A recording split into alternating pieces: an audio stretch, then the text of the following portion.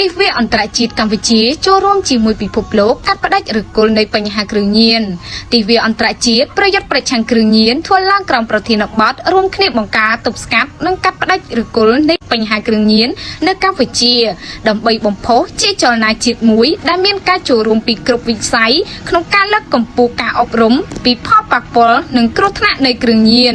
ជាការពិតរាជរដ្ឋាភិបាលកម្ពុជាតែងតែចាត់ទុកទិវាដ៏មានអត្ថន័យមួយនេះគឺជាថ្ងៃដ៏មានសំខាន់មួយដែលរំលឹកឲ្យយើងទាំងអស់គ្នាបានឃើញពីការបដិញ្ញាចិត្តកិច្ចខិតខំប្រឹងប្រែងស្មារតីមោះមុតនិងចលនាជាតិរបស់កម្ពុជាក្នុងការចូលរួមប្រយុទ្ធប្រឆាំងគ្រឿងញៀននាឆ្នាំកន្លងទៅ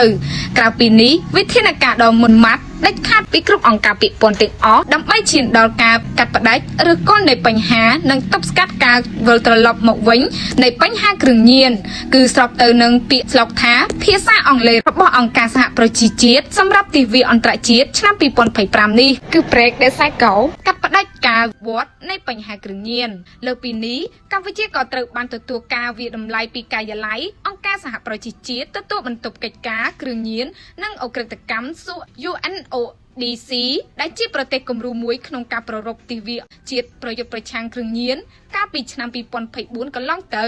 ដែលមានលក្ខណៈអធិដ្ឋធមទាំងនៅថ្នាក់ជាតិនិងថ្នាក់ក្រោមជាតិទូទាំង25រាជធានីខេត្ត